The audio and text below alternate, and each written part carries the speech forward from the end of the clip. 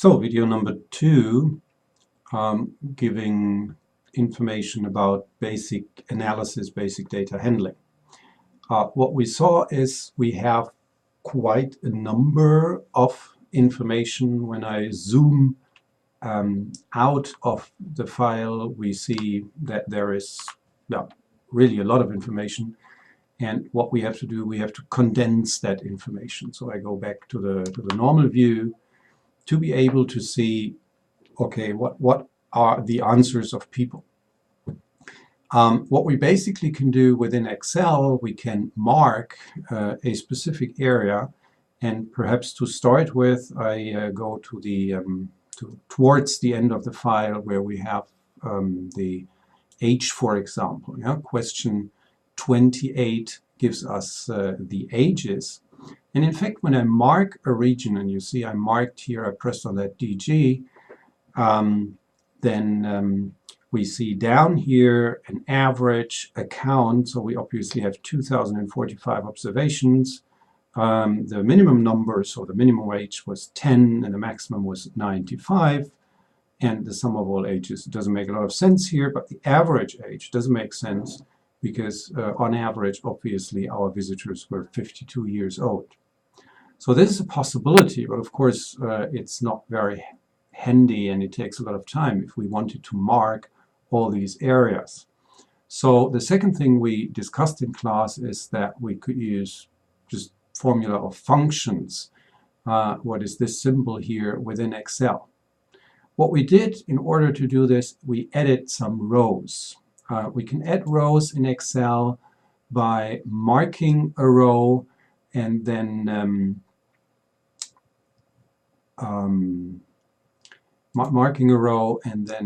either insert them via menu, or the easiest way is to use the control and then the plus key, control plus plus, gives me another row. And so let me add some of those in order to have the information. What can we do with this? What we discussed in class was that, first of all, it might make sense to have the number of observations. So let me type observations here, or later on we are going to call it count. We wanted to talk about the mean. We wanted to talk about the minimum observation. We wanted to talk about the maximum. Basically, these were the information that we used, that we took as an example. The font is relatively small here, so let me make it a bit bigger so that we are able to see what we do.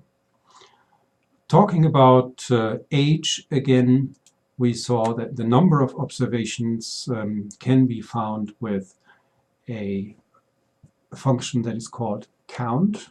So in order to count the observations, we either can use the insert function and then search for something. Like here, when we say insert function, we could choose a function type, either the most recently used, or if you didn't use a lot of them before, we might go to statistical, because in quantitative methods we are going to deal with a lot of statistics. And here we see averages and so on.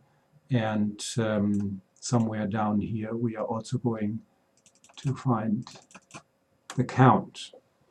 Count, and then it says counts the number of cells in a range that contains numbers.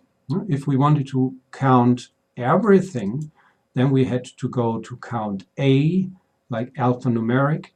That counts the number of cells that are not empty. But here at the moment, what is interesting for us is count, because we want the number of values. So if we now say count, we could either do this with a mouse, or we could enter the area we want to talk about, the array we want to talk about. It's relatively easy to do this with a mouse. Like when I click here on DG9 and then keep the mouse button and go down here, it's going to write DG9 to DG25. You know that we have over 2,000 observations. So with a mouse, this will take some time. So I remind you of the shortcuts. The easiest way to go down is with a control key and then the arrow keys. And as we want to mark here, we use Control Shift and then the arrow down.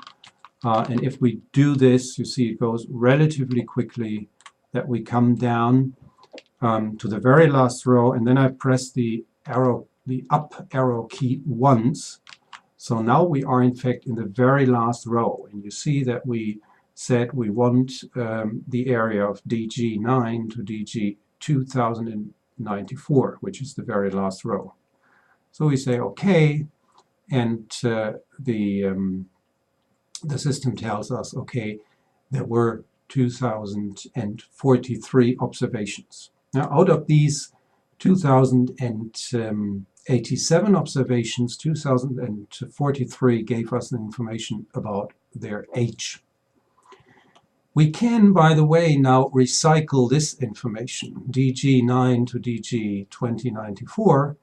I just copy this, Control C, in order to have it available. And when I now, for example, want to know the mean, I can again use the insert function. If I don't know what the formula for the mean is, if I know it's just average, then I type equal, I use the equal sign and type average, and then insert the information, insert the array, so Control V, like insert, then I have average DG9 to DG 2094, which gives me the 52.13 as an average. I can do the same with minimum and maximum equals minimum of this area equals maximum of this area. And with this, we reproduced the very data that we just saw when we marked the whole row. So this is a basic possibility, and this is something that we used in class relatively intensively. This is a good way of dealing with metric data, because what we have here is, in fact, these are numbers. They are in a metric scale, as we discussed in class. We can do something like this. We definitely can't use it for something like this, which is basically a text. It's also typically not appropriate if we talk about categories, categorical data. But what we did in class, we said, let's do sort of the same thing with a variable like gender that contains a 0 and a 1. We call this indicator variables or dummy variables. So if I copy this, Control C, and then I go here and insert it, Control V, I get the information, okay, this is a variable where the smallest value is 0 and the biggest value is 1. In fact, it does not contain anything different from 0 and 1. I've got 2056 information, 2056 information, and the average is 0.68. If we really take this as a nominal variable, then we had to delete this one and say there is nothing like an average of a nominal variable, but we said the exemption is if we have an indicator variable.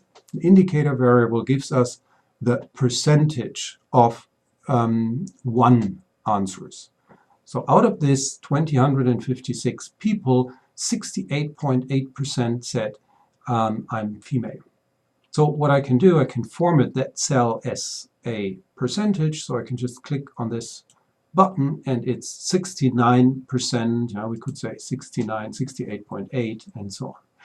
This is really helpful. This one here is something that we really used frequently for a lot of variables. So I'm going to copy this again, Control C, and then go to the start of our data set by pressing Home.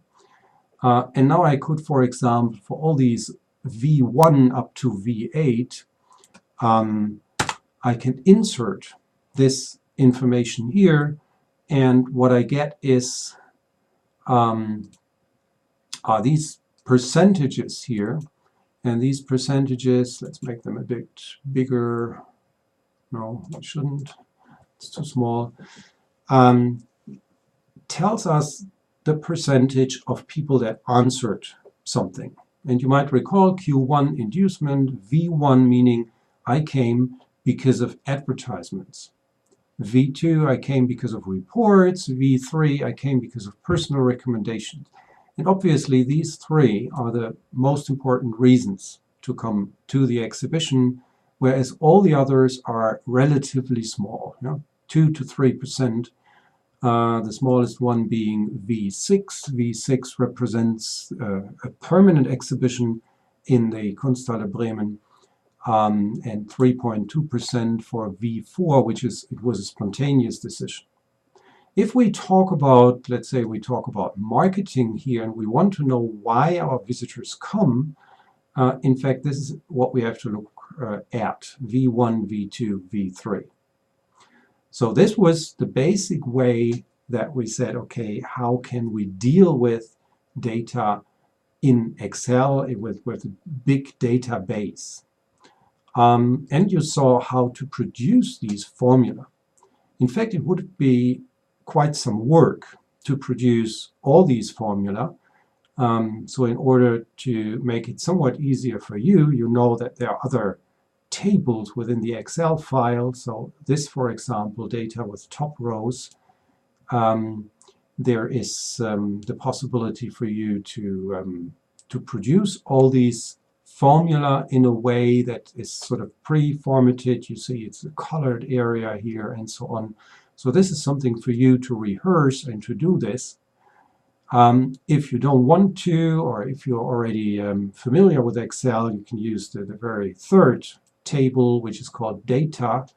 And here in the data, the information is already there, is already available. So this should be number 2, the basic data handling.